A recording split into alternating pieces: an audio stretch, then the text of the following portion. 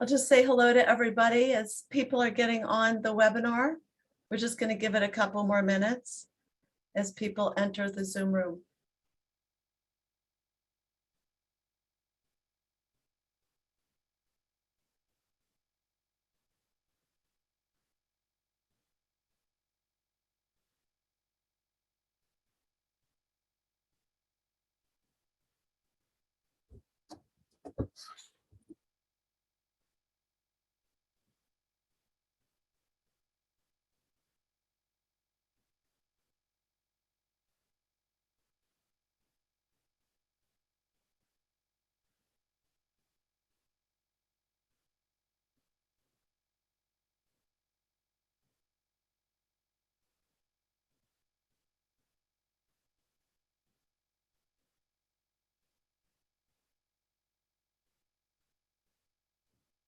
Just one more minute.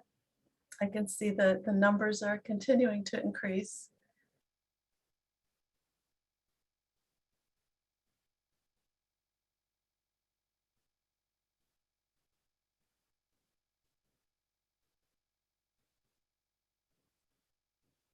Okay, we'll get started. It is an absolute pleasure to provide this congressional briefing for you today. This briefing is on veteran-directed care, an effective research-based and cost-effective program. We've been long in coming with this briefing, which is very dear to our hearts as an organization, as well as to me personally, given that my husband is a career military, as is the entire rest of his family. And this briefing is going to cover issues that are of concern, not only to families such as mine, but to all of us in this country. And we have a number of really impressive and important speakers today. We have, an administrator that will speak to us about this program. We also have a representative from an organization that provides support and services to veterans. We have a veteran who has served our country honorably, and we have the daughter of a veteran who has also served our country, and they will be speaking about this program as well. I'll first introduce you to the sponsors of this briefing. The hosts, one of the hosts is the National Prevention Science Coalition to Improve Lives. Our mission, I'm the founder and the co-director along with Dr. John Roman, who is at University of Chicago at Newark.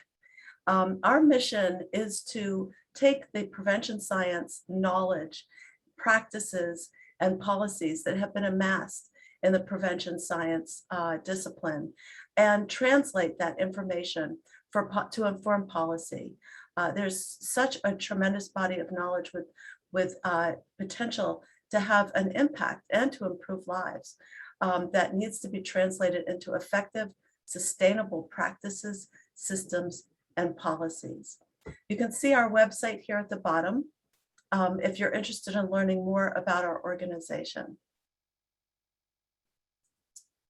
An additional host is Bay Aging. Through its comprehensive transportation, housing, community living, and health services programs, Bay Aging is committed to ensuring every neighborhood in our region has a choice and ready access to a range of services to help them remain independent in their home, work, and play throughout the community for their lifespan. They are particularly dedicated to providing these services in medically underserved communities. And you can find them on Bay Aging, I think it's bayaginginc.org. Kathy will correct me if the ink doesn't belong there, and she will speak in a moment. So the sponsors, the congressional sponsors of this briefing include Representative Bobby Scott and Representative Rob Whitman, who you see here. They have sent videos for us to view, to introduce this session and to show their commitment to veterans care. I'll first tell you about Congressman Bobby Scott, a longtime ally of our organization. So Mr. Scott has represented Virginia's 3rd Congressional District in the House of Representatives since 1993. Congressman Scott currently serves as the chairman of the Committee on Education and Labor, where he advances an agenda that improves equity and quality of services across the lifespan in multiple sectors, from education and healthcare and the workplace.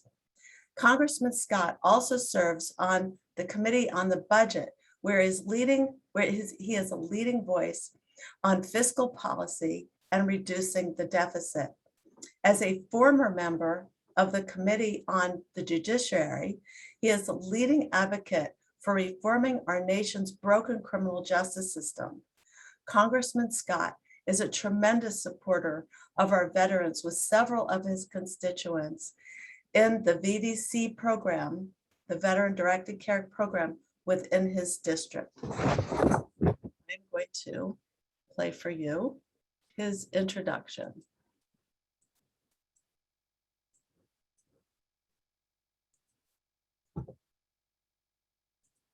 Hello, this is Congressman Bobby Scott from Virginia, bringing you virtual greetings. I want to thank the National Prevention Science Coalition for putting together this important briefing on the Veterans Directed Care Program. Our veterans deserve nothing but the best. From the American Revolution and the birth of our republic, to the darkest days of the Civil War, through world wars and up to the present, our history has been written as a result of the service and sacrifices of those who have served our nation in uniform. We must never forget that we owe so much of our freedoms because of those who served in the Army, Navy, Air Force, Marines, Coast Guard, National Guard, and Reserves. These men and women represent the best of our country. We've been having tough conversations recently in Washington over what our military role in the world should be as we ended the war in Afghanistan. But no elected official takes the decisions we make that directly impacts our military and their families lightly. Although the disagreements on domestic and foreign policy are a fundamental element of our free democracy, everyone, Democrat, Republican, or Independent, agrees that it is our solemn obligation as a nation to honor and care for our veterans when they return home from combat.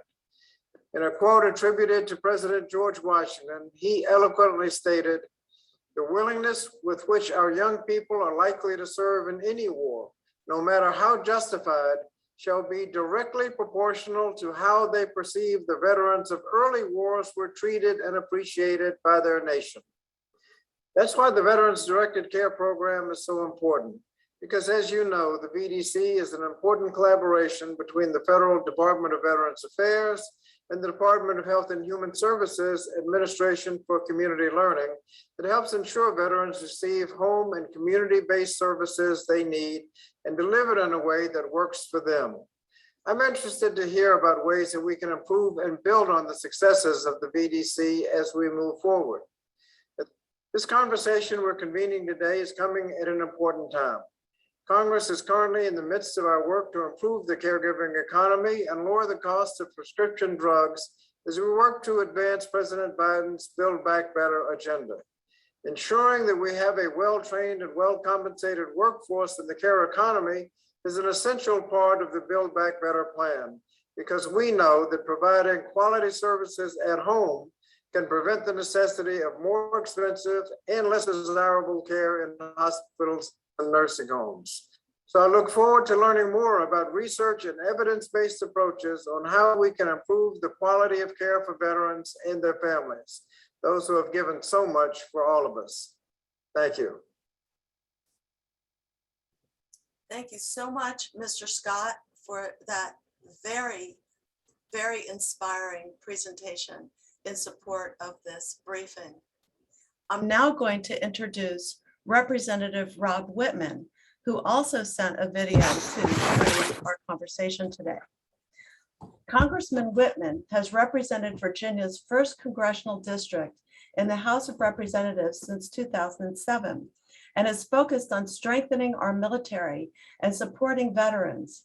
He currently serves on the House Armed Services Committee and the Committee on Natural Resources. The Congressman has also served as chairman of the Readiness Subcommittee for 4 years and as chairman of the U.S. Naval Academy's Board of Visitors for 9 years. He has quickly earned a reputation for being an advocate for our men and women in uniform. Within that district, he has VDC programs through Bay Aging and is always quick to address issues in making the program available for his constituents. So if you give me 1 second, I'll pull this up from a different forum.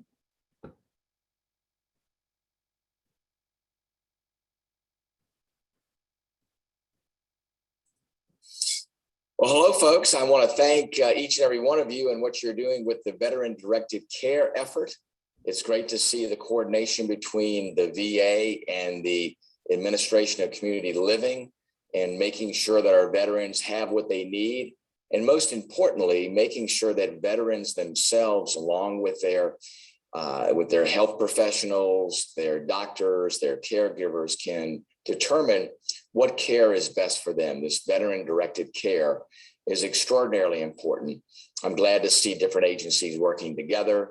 I know that there's been a lot of effort between the federal agencies and the state agencies as we meet the needs of veterans to make sure that all the different elements of opportunities in the community for them to receive care are coming together to coordinate and make sure that veterans can select what's the best suite of care opportunities for them. That, I think, is extraordinarily important. Patient-directed care is incredibly important, and veterans doing the directing is incredibly important, especially as they consult with their doctors, with their caregivers, with their family to determine what the best outcome is. So I want to thank everybody and what you are doing to make that happen. I want to thank you too for coming together to talk about ways to make things even better, to understand what the needs are in our veterans community, and to make sure that we are doing everything we can to support our veterans. They do a fantastic job in supporting other veterans, but also in what they've done to defend our country. You know, in Virginia, we're blessed. We have nearly 750,000 veterans in our state. Every single one of them have given of themselves to defend this nation. Their families have sacrificed too. So for us to be able to do all we can to support them as they have retired from the military is indeed, I think, one of our highest obligations. So I want to thank each and every one of you for coming together to make that happen. Thanks for your efforts. I wish you all the best, and please contact our office if there's anything that we can do to help. We want to make sure that we are there in assistance to what you're doing through veteran-directed care, through the VA, and through the Administration of Community Living. All those efforts, I think, are incredibly important. So thank each and every one of you again. I wish you God's continued blessings. May God bless our great Commonwealth of Virginia, and may God bless our United States of America.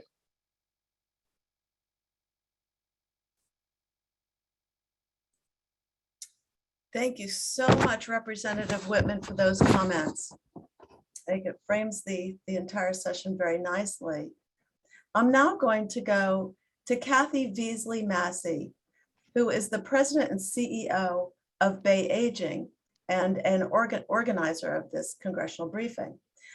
Bay Aging is the area agency on aging, public transit provider, and senior housing developer for a rural region in Eastern Virginia. Kathy led the creation of the national award-winning veteran-directed care program in Virginia in 2008. She and her team developed an outstanding VDC options counseling service system and renowned financial management system, now operating in 7 states. Kathy? I thank you, Denny. And I thank everyone who is here today to learn more about this most wonderful resource that we have for our veteran constituents. As Denny just told you, I work for Bay Aging. We are a nonprofit, and our website is bayaging.org. So you were very close, Denny. And if you look us up there, you will see we're an agency on aging, serving meals and providing adult daycare, and doing the many critical services that older folks need. But we also provide public transit throughout our region and develop and manage housing projects, affordable housing for people of varying ages. We do a lot of fabulous services, but truly the most important for today, and probably the program that has had the most significant impact on the quality of life, is the Veterans Directed Care Program. Since 2008, when we were working to set up this program, Bay Aging has provided the in-home options counselors across the state. Our options counselors go into the home to work with the veteran to assess care needs, service needs, and not just one time to set the program up, but there is the availability of ongoing counseling and support to their veterans, families, and caregivers. This in turn enables the veterans to manage their own flexible budgets to determine what mix of goods and services best meet their needs, and to hire and supervise their own workers. As Denny mentioned, in addition to this, we do the financial management services and in 7 states. Well, in these other states, we have local area agencies on aging and centers for independent living who go in and do the options counseling, while we are more back office. We administer the payroll, we do the taxes, we do all of the accounting necessary, and sometimes the tedious task to enable the veteran to be a true employer. And think about this. What would you want? You're a veteran who is nursing home eligible, so you obviously have needs. And here is a program that allows you to access home and community-based services, to stay engaged with your family and your community life, and avoid costly nursing homes. Our overall goal is to meet the needs of a growing and evolving veteran population while providing greater choice and control, things we all want. So what is VDC? Simply look at the illustration on the screen, because it truly centers on the veteran, not lip service like some programs that claim to be patient-centered. This really is. So it assists the vets to stay in their home by providing funds for needed services. The total amount of a budget is determined by the VA based on the severity of need. Then the vet can hire and manage employees, including family members, for personal care needs, fund transportation or chore services, or purchase needed health equipment, a variety of applications there. But the bottom line is they control their budget and select services and caregivers. So you can see why this program is so popular. Who is eligible for this program? Well, a participating VAMC, Veterans Administration Medical Center, must approve and refer to the Aging and Disability Network. That can be Area Agency on Aging or Center for Independent Living, and in some cases, there's additional flexibility. Also, to be eligible, you must be nursing home eligible. But the program has no age or income limits, and any veteran can apply. It is not limited to veterans with active duty or service-related disability. However, and here is your call to action, however, many VAMCs do not offer this program, and some that do offer the program have relatively few folks that they will approve to participate. This is the problem for your constituents. We need more VAMCs participating and approving more of our veterans for this very worthwhile service. The economics of this are good too, just so you know. An average budget runs $2,500 to $3,000 a month. So think about it, 3, 4, or maybe more veterans can receive services through the Veterans Directed Care for the same cost as maybe one person in a nursing home. And for the VDC participants with resources, this program helps to slow down their spin down. In other words, they can afford to stay in the community longer. One example, a veteran who has ALS was recently approved for an increase in her budget. Now, her husband had been paying out of pocket for 24-hour-a-day care. And that, of course, goes far beyond what the small, meager, I guess I should say modest VDC budget allows. But still, even an increase provided the encouragement for them to continue to pursue what they wanted, for them to be at home together. And VDC contributes to the economic strength of a community, because think about it, as a veteran can hire someone local, including a family member, they can pay a living wage within their community. And that is important, especially when I mention family members, because very often it is a family member who had to leave their employment in order to provide the care that was needed for this veteran. And finally, COVID-19 has really changed aspects of life for all of us. And for a veteran who previously had agency provided services, here is an opportunity for them to choose who they want to come into their home. The veteran can feel safer, again, and in control by determining who will be providing his care. So this is truly a life-changing program for some of our veterans who are fortunate enough to be approved, but there is much advocacy to be done. That's why we're so pleased that you are here today.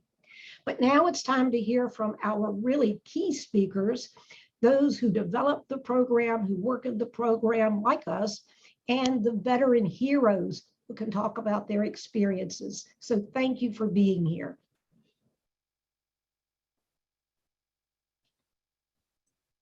Thank you so much, Kathy, for setting us up.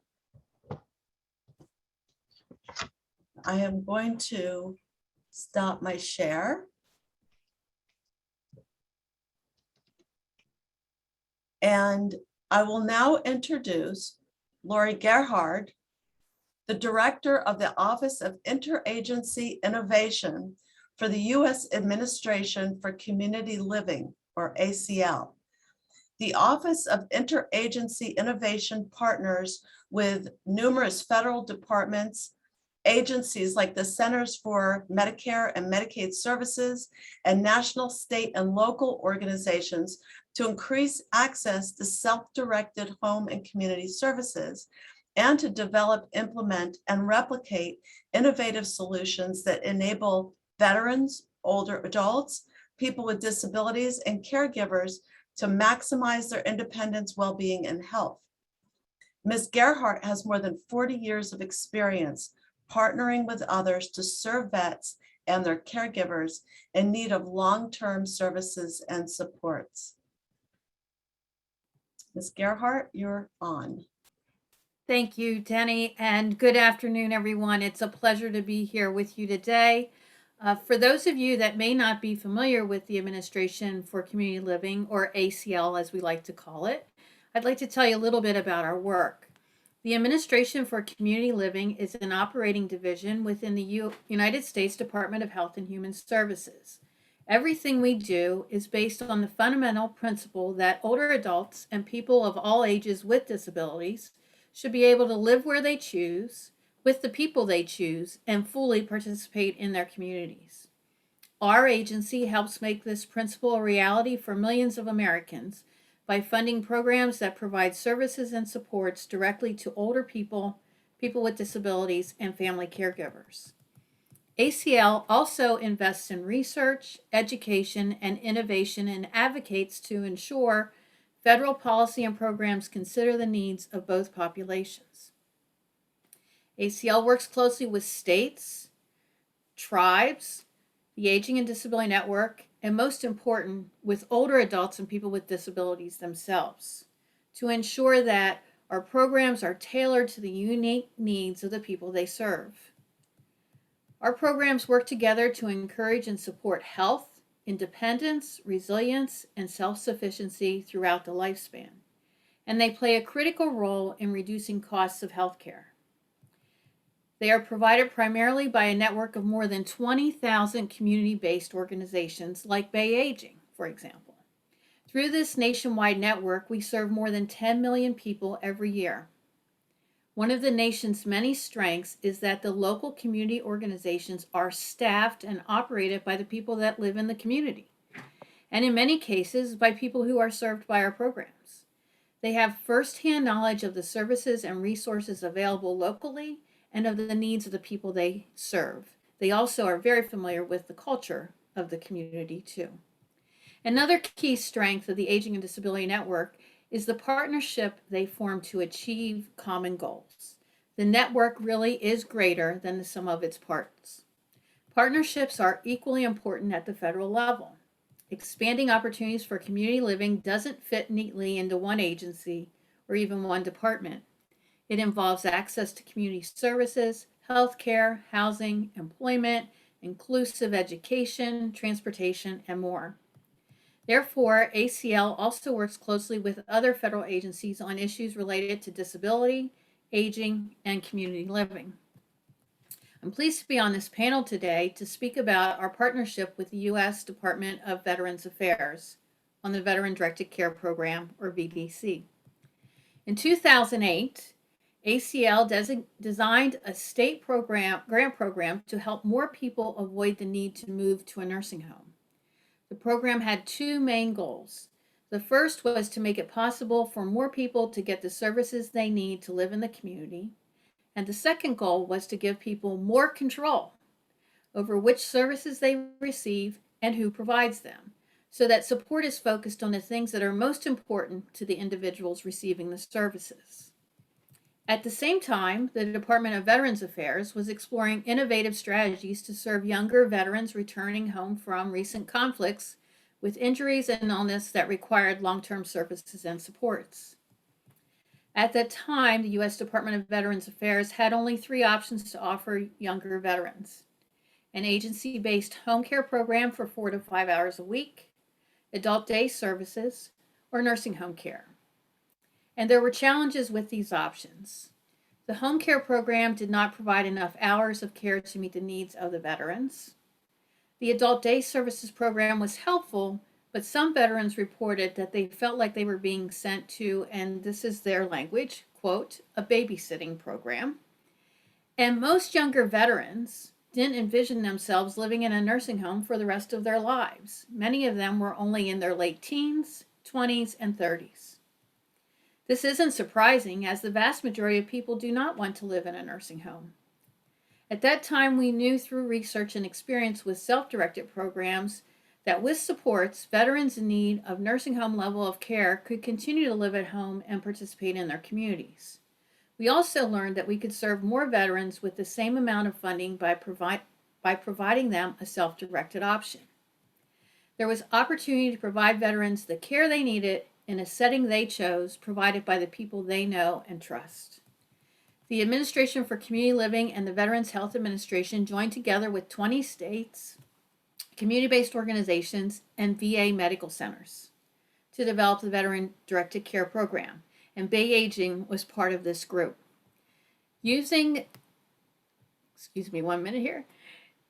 the United States Department of Health and Human Services and Robert Wood Johnson's evidence-based cash and counseling program and the Medicaid Home and Community-Based Services Self-Direction Program as a foundation for veteran-directed care. This is an evidence-based program. Veteran-directed care today, I'd like to tell you a little bit about it. So as you heard from Kathy, the VDC program serves veterans of any age who are at risk of nursing home admission, as well as their family caregivers.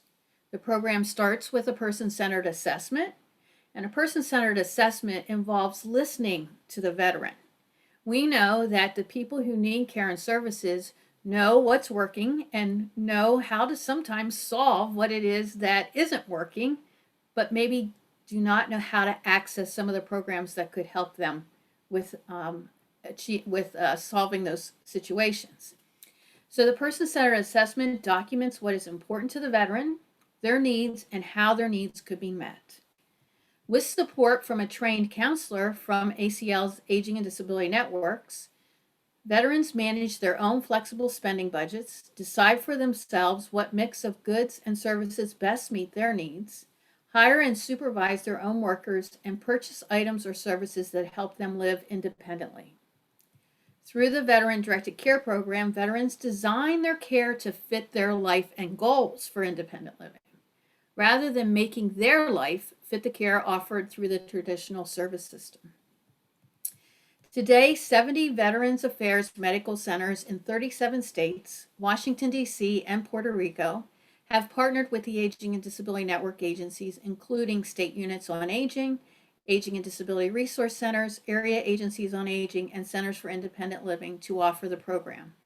3,588 veterans are enrolled in the program now, and more than 9,000 have received veteran-directed care since the inception of the program in 2008.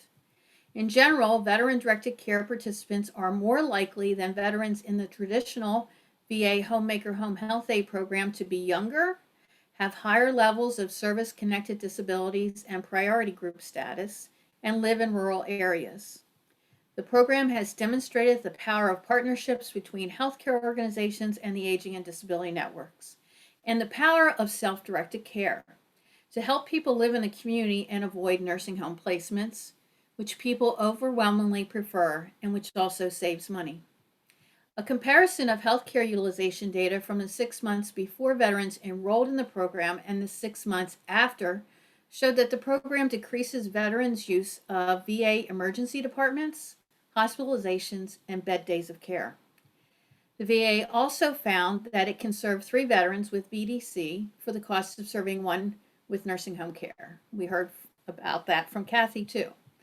In a recent survey, 94% of veterans in St. Louis, Missouri agreed that services provided through VDC were helping them live their lives the way they want it.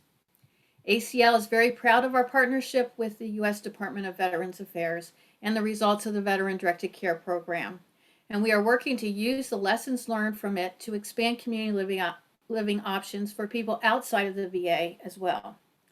Thank you to the National Prevention Science Coalition and Bay Aging and the Congress people for the opportunity to provide this information. We are happy to respond to questions. Thank you so much, Ms. Gerhart. That was outstanding and great information. I just want to call people's attention also to some resources that have been placed in the chat. I know in this day and age, everybody's very familiar with Zoom, so are aware that you can submit your chats to the chat box, or you can also ask your questions in the Q&A that you see at the bottom of your screen.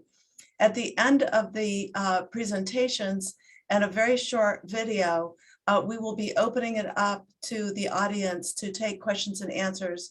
And a few of us will be in the wings fielding your questions so that we can address them to the speakers. Okay, so next, I'm going to introduce Mr. Pat Brady. He is a managing consultant and joined the Lewin Group in 2011. Prior to the Lewin Group, Pat worked for the Veterans Health Administration, the VHA, for 8 years. Over his career, he has worked to improve the delivery and access of long-term services and supports to veterans and caregivers with a focus on home and community-based services. Since 2008, he has supported both VHA and the Administration for Community Living, ACL, with expanding veteran-directed care program. So, Mr. Brady, please take it away. Thank you. Thank you, Denny, so much. And it's great to be here today. It's a privilege to be here as a recognition for the value and the impact that veteran-directed care has on not just veterans, but their caregivers as well as their families. As Denny mentioned, I work for a company called the Lewin Group. We're a part of OptumServe, and we've been supporting both ACL and VHA since 2008. Denny mentioned this, but I've been at Lewin for now 10 years. It's hard to believe, since 2011. And before that, I did work at VHA, and I was invited here to share some of the experiences I've had with veteran-directed care, and just wanted to note that, of course, it's really just my experiences, not on behalf of ACL or VHA. To tell you a little bit more about what we do at the Lewin Group in support of VDC, we do a number of things from preparing new community providers to deliver veteran-directed care. We develop new resources and tools, as well as trainings to help VDC programs such as Bay Aging, as well as VA medical centers with administering the program. It's really kind of quite amazing that I've now had the opportunity to support veteran-directed care since I was a freshman in college, which is hard to believe. And I can tell you that being involved with this program is one of the proudest accomplishments in my career, and undoubtedly one of the most important. And I want to take a moment to explain why. This program, like many others offered by VHA, recognizes the sacrifices of our nation's veterans and assists them with living full and independent lives. When I was an intern at VHA in college, I had an opportunity to go to a VA clinic with a VA primary care provider. And one of his appointments was with an 85-year-old World War II, fully wheelchair-bound veteran. And after the end of the visit, the primary care doc thanked the veteran for their service. And at that moment, the veteran struggled to get out of their wheelchair, to stand up, to thank the doctor and shake his hand. And that left an impression on me at a very early stage in my career that everything that we do is about recognizing veterans for their service. And there's no better recognition than by giving veterans choice and control over the services and supports they receive, which is at the heart of veteran-directed care. Lori mentioned this, but veterans decide who provides care, what type of care is provided, when it's provided. And that has an incredible impact on veterans, families, as well as their caregivers. What we've heard from veterans, caregivers, and their families since 2008, I'm going to summarize some of the major things. The first is, I'm a person again. If we think about when veterans are entering veteran-directed care, it's when they have significant needs in the home. What we hear from veterans is that it allows them to be a person in a way that they haven't been in quite a period of time. They can attend family gatherings, spend time with grandchildren, engage in the community, do little things like go fishing that maybe they haven't been able to do. One veteran reported that my daughter is now my employee, and having her watch me makes all of the difference. We were even able to build a snowman last year. The second thing is it's a home saver. This program is about keeping people at home. Some quotes we have from veterans include, if it wasn't for this program, I would be in an assisted living facility. And with the disabilities I have, this is a home saver. Another veteran said the difference between going to a VA nursing home and filing for bankruptcy or being allowed some dignity to remain in my home is this program. The third theme, you heard Lori say this too, is it's about being in control. Veterans, some quotes that really resonate for me about being in control are, it eliminates worries like who's going to show up and when to provide care. Another veteran stated, there are times that we may plan something, but it ends up being a bad day. And now I can decide, well, it's not a good day. Let's do it tomorrow. And the last is, before this program, the agency kept sending aides out. And that's just not what I needed. So veterans have a need, but providing service and supports that actually aren't helping them live fuller lives. And since the start of VDC, we've realized that this program and its innovative approach to providing choice and control benefits a wide range of veterans. And so this includes veterans in urban, rural, and highly rural areas. So some veterans can hire their own workers, and veterans in rural and highly rural areas may not have access to traditional community providers. Veterans are more likely to live in rural and highly rural areas, and some of these benefits are likely one of the reasons why VA researchers have found that veterans in rural and highly rural areas particularly benefit from VDC and experience significant reductions in ER, hospital, and nursing home use. The other thing is that this works across the age spectrum. So older veterans experiencing natural declines in functional ability and an increase in in-home assistance. It also includes younger veterans, so veterans with significant disabilities that require a wider range of flexibility and services to maximize their independence. Along with that, it can support a wide range of disabilities. So we've seen VDC provide support and maximize the ability to remain at home for veterans with a range of chronic conditions, MS, Parkinson's, ALS, that we see pretty, again, more in the veteran population that have very significant functional needs. These veterans, they're ideal candidates to self-direct their care because traditional agency services may not meet their needs, or the amount of assistance they require cannot be met by these agencies. There's one last group that I just want to pinpoint for a moment, and that's going to be veterans with varying degrees of informal support. So many veterans in VDCs are fortunate and lucky to be supported by family as well as non-family caregivers. And in veteran-directed care, it not only empowers veterans to take control of their care, but it also empowers their caregiver network. So veterans with an existing caregiver network, they may elect to hire these caregivers to recognize them, or they may be able to identify new workers to alleviate some of the respite and caregiving burden that maybe they've been shouldering for some time. In addition to that, we've seen veterans who are isolated in their communities thrive under VDC. So these are veterans who maybe don't have family members, they don't have informal support, they oftentimes live in rural and highly rural areas where they just don't get a lot of interaction. So now these individuals, they're supported by a community provider such as Bay Aging. It's going to help them identify their goals. And many times that may be the first time that veterans had that opportunity. Veterans can then hire individuals.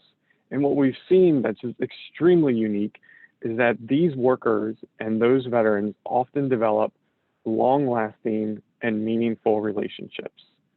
These workers spend more time with the veteran than anyone else, and they're vested in supporting the veteran with achieving and accomplishing their goals. So the value of VDC, the need to continue to promote and grow this program, it's widely evident through the work, the support of researchers, veteran service organizations who've supported this program, congressional representatives, as well as federal partners at ACL and VHA. And I just kind of want to take a personal note. I've been involved with VDC since pretty much my entire career. I look forward to being able to continue support VHA, ACL, and organizations such as Bay Aging with expanding VDC. So I'll kind of wrap up there. I want to thank everyone here who put this on, including Bay Aging and NSPC, with the opportunity to be here. It's through the expertise and the long-standing experience of community partners such as Bay Aging that VDC is able to thrive. So thanks for a little bit of time, Denny, and I'll turn things back over to you. Thank you so much for your time, Patrick. That was really great. A couple questions have come up that we're going to save to the end, but I just want to let people know that they will be addressed. Just submit them to the Q&A and we will get to them at the very end.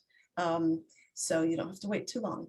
Now I'm going to introduce our next speaker, a veteran, Mr. Jeffrey East, and he is going to tell you his story.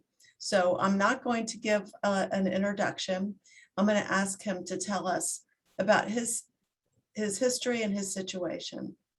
Welcome, Mr. East. Thank you so much for being here with us. Thanks, I appreciate it. Sorry, I got all kinds of stuff going on in the back here, but my name is Jeff East. I'm from 97 to 2005, active to 2004. I was in a motorcycle accident in 2009, shattered my back, lost pretty much the majority of function of my right arm. And I've been in the VA system since roughly 2010. And I've noticed this program has been pretty helpful for me. I've dealt with home health agencies and stuff like that, and like they've discussed quite a few times, you never know who's going to show up or if anybody's going to show up. And even the people that are coming, even if they know how to do the right care or anything like that. So it's always been pretty hit or miss. I can't tell you how many people they've sent to my house that I've actually sent back home because they just, one, I don't trust them. Two, they don't know what they're doing. Or three, they just don't care. And it's pretty rude to say, but I mean, it's honestly the truth. And I live in a rural area, so I'm very limited on what agencies are able to get to my place, and if they even have anybody that'll service my area. So once I found out about this through the VA, it made it a lot different. I'm able to hire the people I want to do. So for lawn maintenance, or even, my mother came out of work to help me, so I'm able to help compensate with some of the loss of funds and things like that.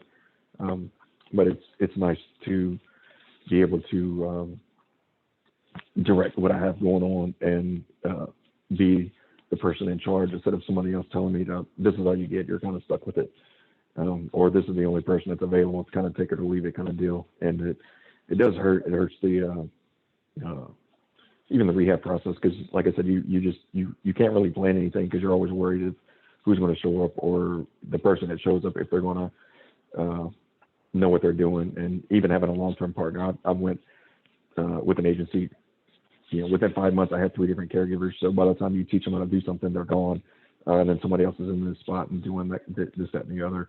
And it's really stressful because by the time I get you trained, or my mother trains you, or my father shows you how to do this, that, and the other, it's, you're going doing something else, or you quit and went somewhere else. So the longevity aspect, when I hire somebody, I know that they're going to be there for a while, unless something else happens. And this program has given me a lot more freedom, I guess, free range. So if I want to schedule somebody at 7 o'clock at night, I hire the person for 7 o'clock at night instead of, the only time this person got here is 10 in the morning. So I'm able to go out and do things and travel. And even when I do travel, I can take people with me. So the person that I've hired to take care of me, if I go to the beach for a weekend, or if I go, want to go to an amusement park or something like that, I'm able to have somebody go with me. I am pretty independent on my own, but like I said, I don't have the use of my right. I'm sure a lot of things are more difficult for me. So, I'm very peculiar. I like being at home. I don't want to go to a facility or anything like that. I've been in the hospital long enough, and even when I stay, at the VA for after surgery and things like that, I'd just rather be at home and have my comfort and my schedule to do kind of what I want to do. And then even on top of that, there's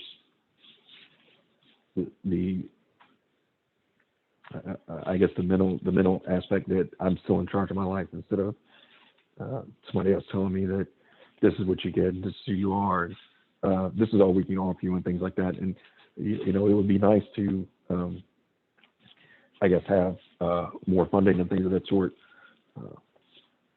to be able to do a little more things, or have a little more leeway. I know that this program has been very helpful for me, even with like cost of repairs and things like that, something crazy just happens and pop up, and I'm able to have money that I save personally, instead of having to pay somebody out of pocket. Alexa, stop. Sorry. Instead of having to pay somebody out of pocket for something. So let me kind of explain a little better. So the program actually pays my care partner. So if my window gets busted out of my home or something, I have money in my savings account that I can pay. I'm not using my money to pay some random person to come in and do something for me. So my income is a lot more flexible now that I'm not trying to nickel and dime everybody that comes to my house and takes care of me. So with this program, it provides me that extra income to be able to pay somebody to do stuff versus, and that's where I was going with it. It took me a little bit to get there, how to kind of go around the block, but this program is very helpful. And believe it or not, I didn't know about this program for quite a few years. And it was, I had talked to my social worker there, and she brought up the Veteran Direct Care Program, and then that's how I got involved with Bay Asian and things like that. So it's been a lifesaver. And even when I hire somebody, I can do my background checks and things like that, and I don't have to worry about the payment. The payment actually comes straight from the agency, so I don't have to have another thing on my list I need to worry about, whether it's writing checks or making sure somebody's paid, because I know every 2 weeks, once their payroll is put in, that they're getting their money without having to go through other agencies where they might only pay once a month. And hear stories of other VA programs and things like that where it's kind of hit or miss. You can either get paid in 1 week, or you get paid in a month, or you might not even get paid at all this month, and then they back pay you 3 months later. It's been really interesting. As far as what this program offers, it's very unique. And it does need to be encouraged and brought across the spectrum as a whole. I think that was a question that was asked somewhere in there. But yeah, like what would the VAMCs increasing referrals, like that's something that I think that should be brought up through the VA, especially if you're eligible for it. I know that they do.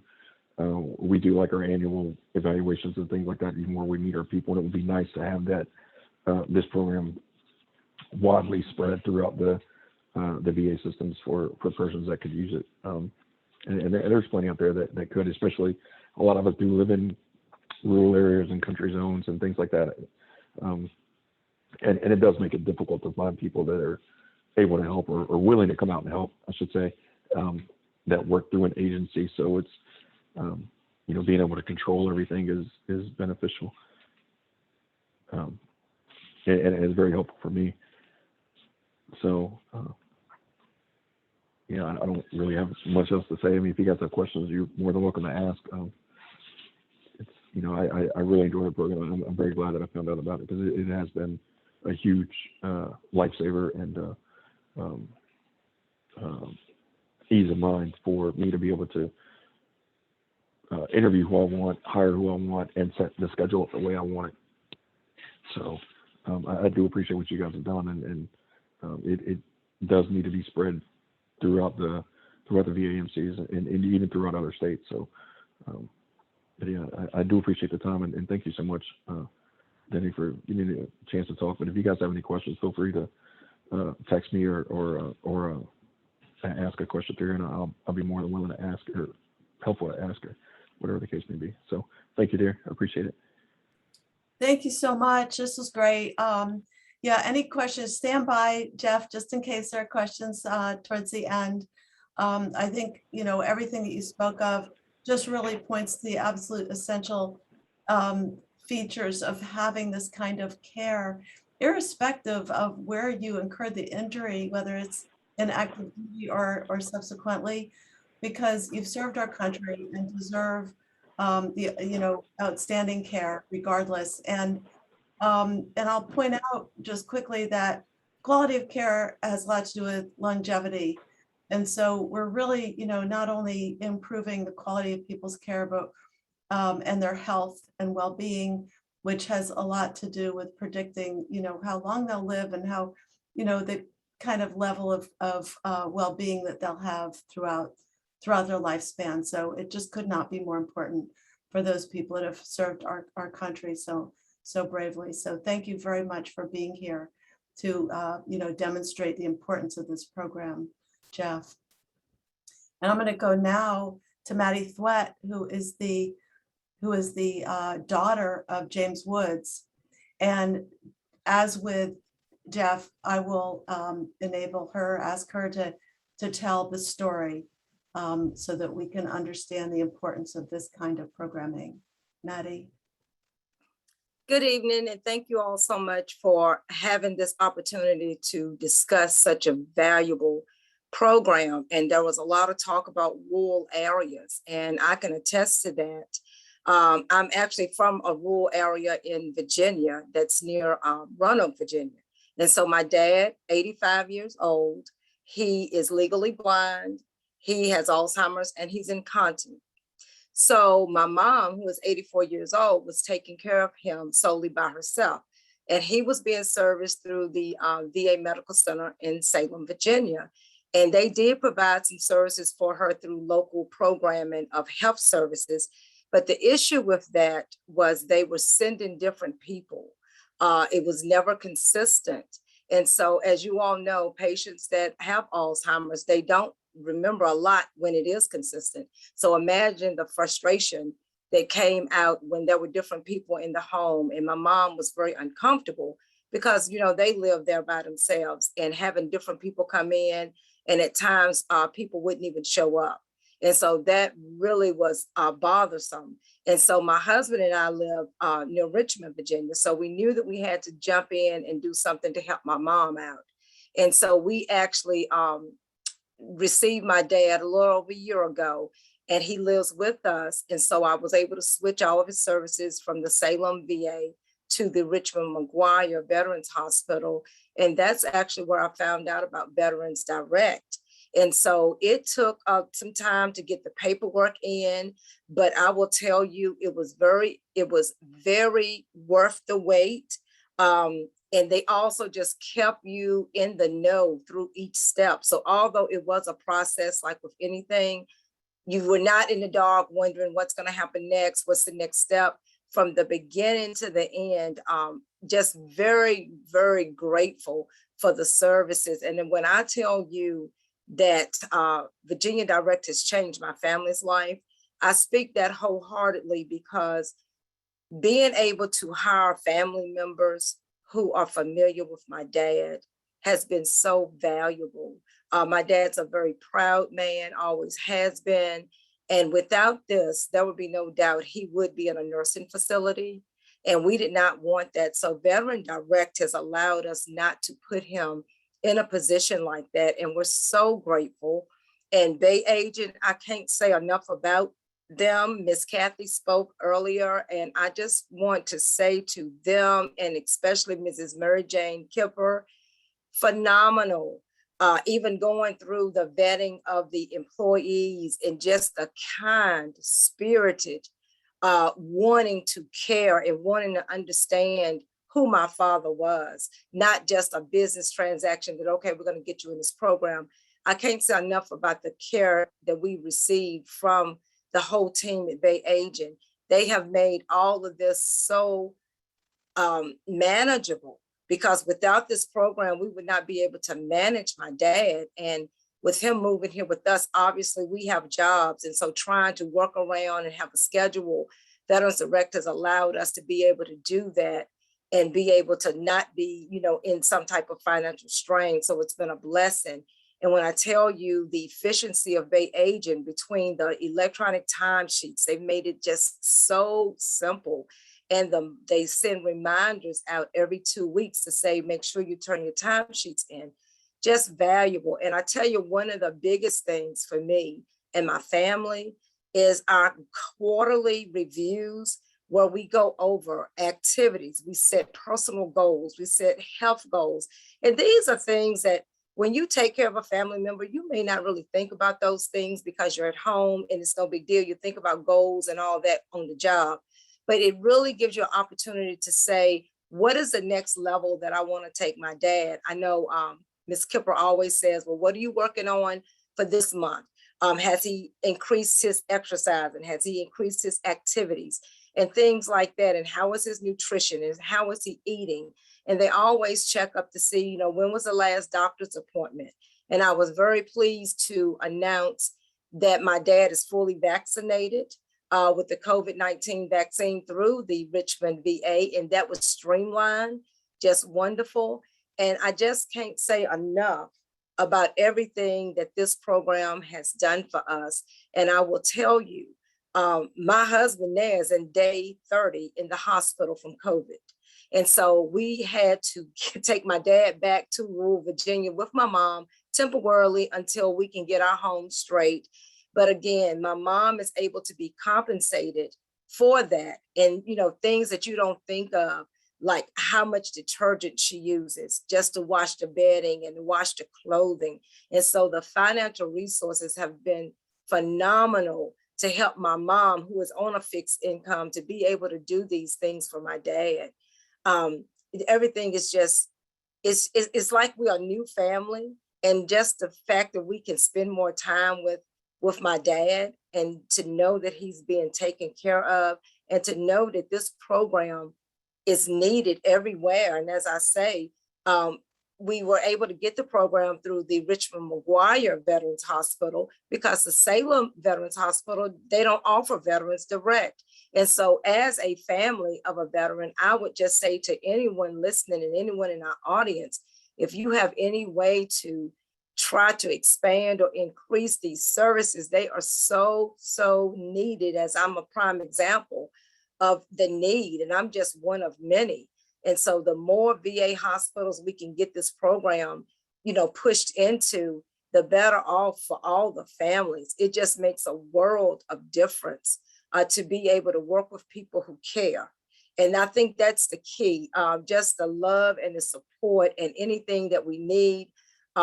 Ms. Kipper always says, you know, I'm a phone call away, or either you can just email me. And when I email, I don't think I've ever went 4 hours without getting a response. Usually it's immediate. But I'm telling you, it's just phenomenal. And any family, and I would love to be a advocate, spokesperson, or whatever for this program, because my family is living proof that it works and that it is wonderful. And I'm just so grateful for everyone who's pulled together the different agencies to make this happen, because without this, so many of our veterans would be in nursing homes and in financial bankruptcy and all of the above. So I just want to take the time to say thank you for all that you've done, and just know that my dad's life is tremendously blessed through this program. So I say thank you to each one of you. Well, Mrs. Sweat, I'm just going to say, first of all, we will be praying for your husband. I hope that he will be okay. I'm so sorry to hear that he's sick.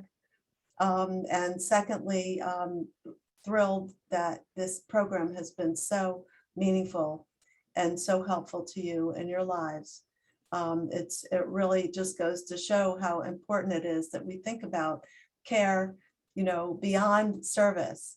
That is just so important. I know that my husband's family is from Louisiana, in a very rural area. And when my father-in-law took ill, the care was abysmal because they did not have programs, and it was just a terrible hardship. And my husband and I took turns traveling to Louisiana, one after the other, to just make sure they had that care that could have been provided by a program such as this. So thank you so much for sharing a part of your lives with us. We really appreciate it. Thank you. Absolutely. So we're going to go to a final clip.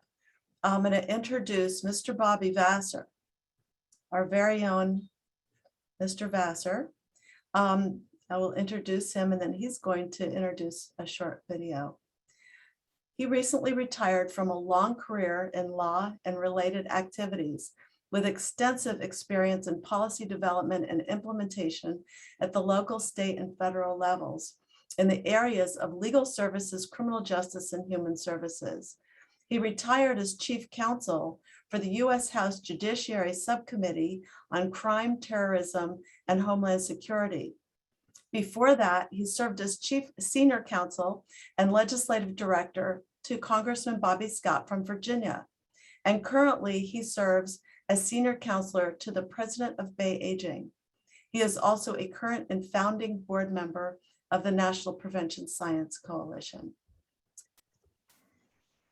Thank you, Denny. It's such a pleasure for me to be here with you today and the other members of this panel, and to hear the wonderful reports of how this program is operating. As an employee of an agency that operates a VDC program, I have the privilege of seeing it in action every day, and the impact it has on the lives of so many of our honorable vets. So it is really a treat for me to be able to present a little vignette to you of what this program has meant for 104-year-old Louis Moretti of Raritan, New Jersey.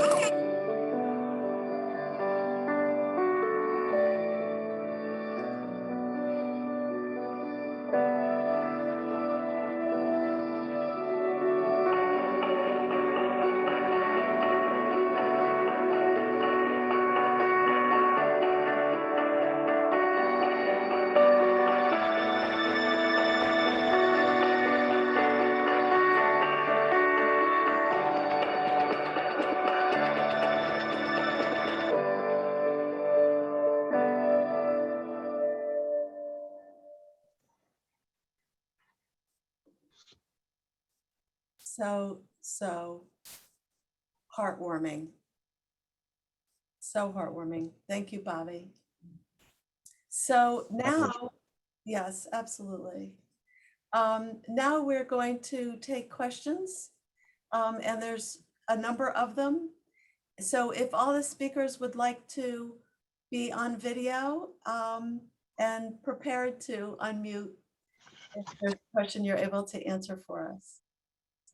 So the first one, do you have data on overall healthcare costs per patient per year for veterans in the VBC program versus veterans not in the program? That's an excellent question.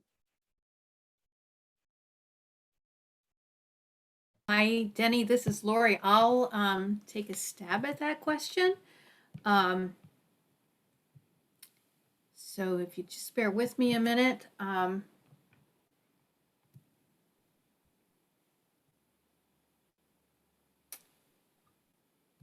So we're not aware of a study that actually makes this comparison, because it sounds like the person asking the question is talking about total VA costs. The research is really focused on avoidable high-cost expenditures like unnecessary nursing home admission and hospitalizations and veteran healthcare utilization pre-post veteran-directed care. These studies conducted by the VA measure the impact of veteran-directed care on the VA and veterans. This included measuring changes in healthcare utilization and costs as compared to similar healthcare services. The researchers found significant positive impacts of veteran-directed care, including a reduction in nursing home and hospital use, but we don't have specific data on comparisons of veterans who are not in veteran-directed care to veterans who are in veteran-directed care. I don't know, Patrick, if there's anything else you might add to that answer. No, I think you have it, Lori. Thanks for the opportunity. Thanks.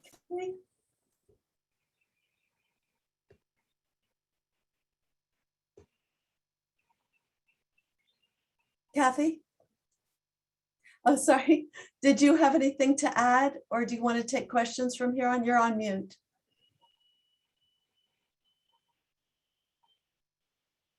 No, I don't have the data either. I wish I did. I know that every comparison we see shows that, of course, being at home with a caregiver is a lot less expensive, but I don't know the numbers. Thank you.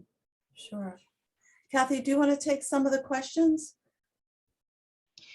Yes, I do. I want to take them and ask the other panelists, hoping they know the Okay. answers. Yes, good. Thank you. Okay. Anyway, how does veteran-directed care interact with the VA caregiver support program? Do our panelists, either Lori, Pat, or maybe some of our veteran panelists, do they know the answer to this?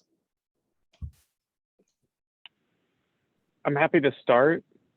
Others can comment. I'll try to be fairly succinct for a pretty simple question that's extremely complex. So the first, just to make sure, the VA caregiver support program is made up of really two parts. There's the program of general support that's available to all caregivers, and then there's the program of comprehensive assistance for family caregivers. And that's a more comprehensive set of caregiver supports to a specific population of caregivers and veterans. And that's the program that's most frequently associated with the stipend, for example, healthcare insurance and other types of benefits that aren't available to all caregivers. What I'll say is, and I'm just going to gather my thoughts just for a second to make sure that I say this correctly, but veterans can receive both services, veteran-directed care, as well as both PCAFC, as well as the general caregiver support. However, that's not going to be the case in every situation. Every situation is unique. What I would say is it really depends on the amount of support the veteran needs to qualify for both. If the veteran would qualify for one or the other really thinking about that more comprehensive caregiver program, PCAFC, if they would only be eligible for one or the other, the VA's made a very strategic attempt to educate veterans and caregivers about which program would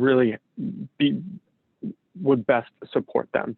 And veterans and caregivers, of course, would then have the ability to make the decision that's right for them. And so VA really wants to support veterans and caregivers with making an informed decision based on the differences between those two programs if they do not qualify for both. But they may, depending on the amount of support they need in the home. I hope that helps. Okay. And you heard reference to Mary Jane, one of our counselors, options counselors, and she has written in on the chat that she has several veterans who receive both services, but there are qualifications that the VA will determine through the application process for the caregiver support. So that just says, here, Patrick, you nailed it. And thank you, Mary Jane. And Kathy, maybe just while I still have my camera on and I'm off mute, I saw another question come through. I will go ahead and send a website that ACL has. Lori, I'll do that if you want to comment on that as well, but I'll send that link. It has a wealth of resources and information, including some of the studies that Lori mentioned. There's also a mailbox that I'll put in the chat. So if there are any follow-up questions, you'll have access to that as well. Lori, I don't know if you want to comment on that, but I'm happy to send around the link in the mailbox if you think that'd be helpful. I do think that would be helpful. So ACL has a website. I think it was in the chat earlier, but if Patrick sends it around again too, that'll be really helpful. On our website, it does identify veteran-directed care providers that meet the VA qualifications and are providing veteran-directed care. We also have an email box. So if you have questions about veteran-directed care, you can send your questions to the email box that Patrick will be sending through in the chat in just a few minutes. And we do staff that email box and work with the VA to respond to the questions we receive in it. So please use those resources as you can. I do have something to add. The first question was asked about personal. I will say that in 2017, I spent probably about $10,000 out of pocket to find aid and help with like personal care, things like that while my mother was going on vacation, or even if she was out sick. You know, nurses are, like I told you with, that I discussed earlier with personal care agencies and stuff like that. If they are not in my area, then you kind of pay out of pocket. But the cost is pretty significant, especially if you're paying out of pocket. So, you know, the benefit of this, like I said before, was that, and I meant to add that in earlier, but I didn't realize it until after you had already removed the question.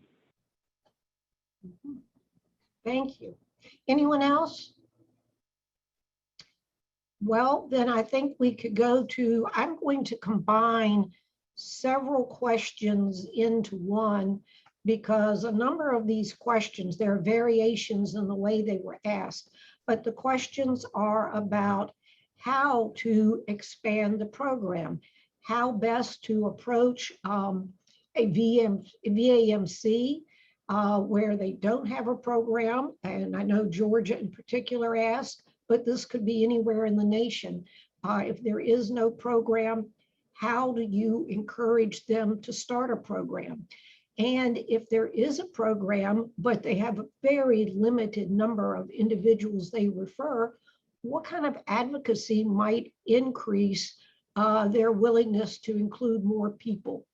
And I'm hoping that Pat and Lori will know this. I worked in this program since 2008, and I don't know how to go about increasing it, though I know that they put a lot of time into trying to do so.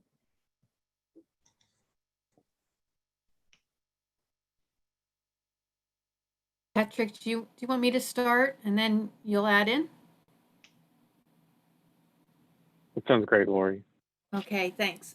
Kathy, that's such a great question. And I think one of the things that is important to know is that the the VA Medical Center makes decisions about offering veteran-directed care. So these are decisions made by VA medical centers, and the VA is supportive of growing access to the program. There is some startup work that needs to happen, and there's also some staffing support that needs to occur within the VA Medical Center, as well as some technical assistance that needs to be provided for the disability and aging service organization that will offer veteran-directed care. And there's some criteria that a VDC provider needs to meet. So there's a bit of a process to begin to offer veteran-directed care through a VA medical center. But once that process is established and the partnership is developed, it runs very smoothly. So if there is interest in developing veteran-directed care in a particular community, I would encourage people to be working with their VA medical center. And then also, if you're not sure if the program might be offered in your community, I suggest that you take a look at the ACL website. So Patrick, I don't know if there's anything more you might add. No, I think understanding that VA has a spectrum of services and supports to assist in keeping veterans at home, living safely in their homes and community to the greatest extent possible, reserving nursing home use, until there's, not the ability to keep the veteran safely at home. Those are goals for the VA, and they do have a spectrum of services and supports available, as well as caregiver support services as well. And so, if you're interested in learning more, it starts with engaging with your local VA medical center to understand what's available, what's not available, and having them consider, if they're not doing VDC, bringing that program to them and asking questions. I think that although the program's 12 years old, and this is just me speaking from personal experiences, you may not, the person you're interacting with at the VA Medical Center may not know about VDC. And I know VA is working very hard to educate, to train about VDC, educate about its benefits, the advantages of having VDC available for veterans. So the more you can go to the VA to understand what they're offering, the better off. I think, as Lori kind of mentioned too, there's also at times a number of services and supports that are available outside of VA. Outside of VDC that are very important to consider. Some of them are public. So, encouraging veterans to access ADRCs, AAAs, Centers for Independent Living. That's such an important opportunity. VA is there to support veterans, but oftentimes there are a lot of other supports available to veterans. I'll stop there out of concern of rambling on too much, but, continue to probe. If it's not available, email us, work with your VA Medical Center, and then don't forget about your one-stop shops available through the ACL network that offer just a wealth of resources too. Excellent. I know one thing that occurs to me is embedded in one of the latter questions there, and that is when we're talking about contact your VAMC, these VAMCs are huge. Who do you contact? I mean, how do you get started in trying to have some communication? I'm happy to go first based on what I think is the general experience. So, most veterans, if you're engaged in the VA, you're going to be having an at least annual primary care visit. That's oftentimes a very typical way of using the VA. If veterans are experiencing challenges at home, it's oftentimes not always screened for in a primary care visit. So it's very important the veteran, the family member, the caregiver that may be with the veteran to communicate some of those challenges. If it's not brought up in conversations by the VA primary care provider. When you raise those concerns, I'm having difficulty getting dressed in the morning. I'm very fatigued by the evening. My caregiver needs more help at home. They're going to put a consult in, and that consult is going to be more general. It's going to be for geriatric, extended care services, home and community-based services, and that'll be a really good entry point in the VA system to work with a social worker who's going to be knowledgeable about what the VA offers, their local VA facility. And that's going to be a great start there. If that social worker doesn't know about VDC, bring it up in conversation, and they should know how to reach out for more information too. Okay. And any special coalitions that you know of that could be helpful there? It's a great question. I mean, I'm always a huge fan of reaching out to your local VSOs, your local congressman as well. I know we have congressional representatives here, but the DAV, the American Legion, I don't want to leave any of the VSOs out, but they have a big presence locally. They know about their local VA contacts. If you're not sure you're getting the answer that you need from the VA, if I was a veteran, if I was a caregiver of a veteran, I would very much encourage reaching out to your local veteran service organization. If whether you're affiliated with them right now, such as the DAV, the Disabled American Veterans, or American Legion, or another, or finding your local chapter and starting there. It's always going to be a great avenue as well. I'm sure I'm not the go-to resource for this, but those are just some things I would toss out. And I see Mr. East has his hand up, and he probably knows a lot more than I do about this. Yeah, the VSOs are a good way to go. I will say that if those that have specialty injuries like spinal cord injury, disease, things like that, the Paralyzed Veterans of America is a good reach out. They're the only actual service office that has an office on the floor itself, and I might be wrong, but I believe February, March time is a big legislative event in DC. All your VSOs are up there, and that is probably your best way to get that out within the community, because each VSO has representatives there that meet with each congressman or one of their staffers individually, and that's one of your best ways. But you're correct in reaching out to the VSOs, and that's probably going to be one of your biggest advocates to getting it through more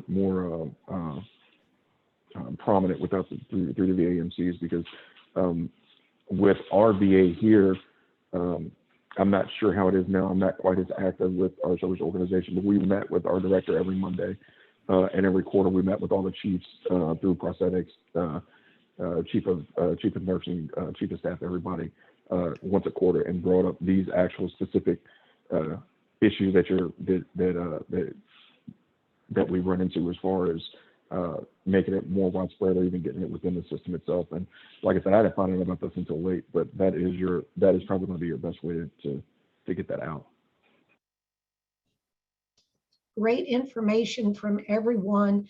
And as you can see, those looking in the chat, you can see there's so many variations on that in particular questions. I know there's a program in New Jersey, for example, but whether or not it covers, or the veteran you're referencing is working with that particular VAMC, I would say you have contact information for us. When someone asks, will you get the recording?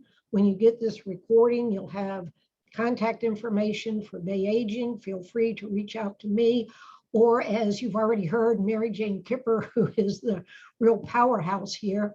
But reach out to any of us and we'll be glad to help.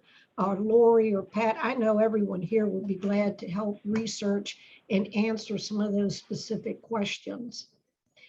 I will move on. We have a couple of other questions, and one that hasn't been addressed was a question: can you use these funds to live in a group home? I know at one time we were told it could be used for adult daycare, so because someone's still staying in their home, but I don't know about a group home situation.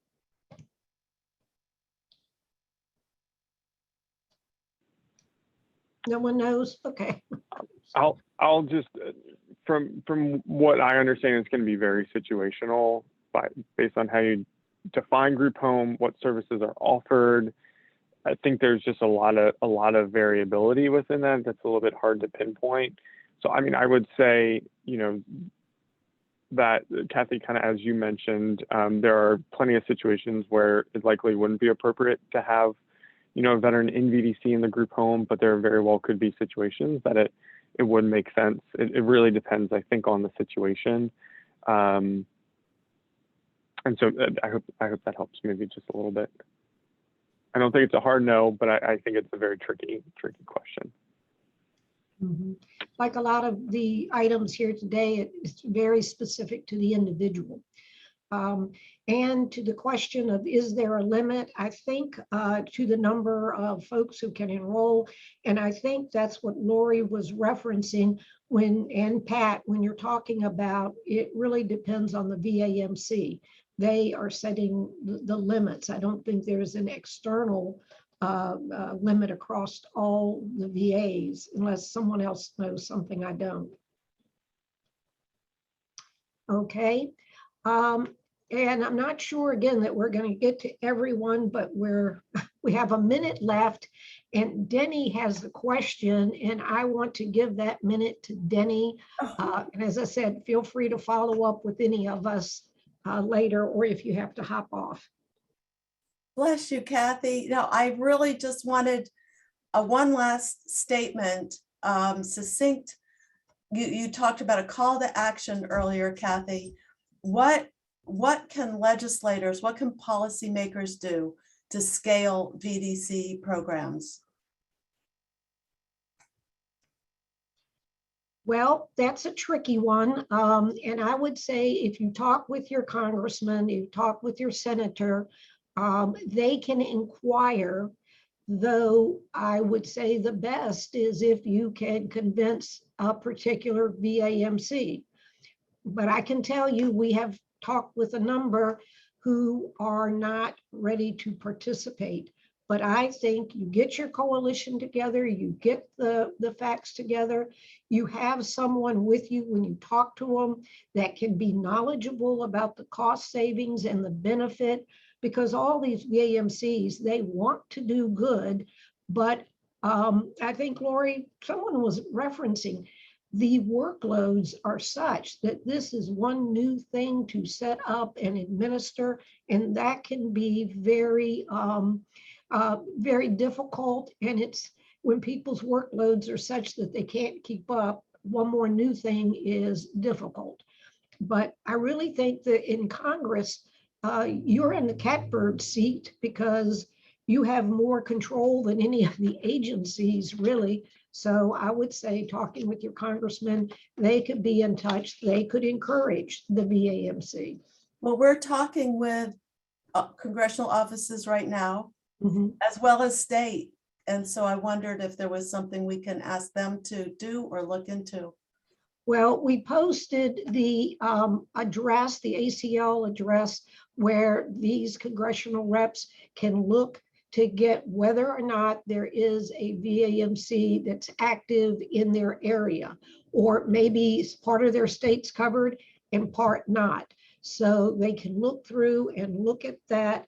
And then for the VAMCs that aren't engaged, I would recommend they inquire as to why, or encourage them to become more involved. Wonderful. Thank you very much for that, Kathy. Okay.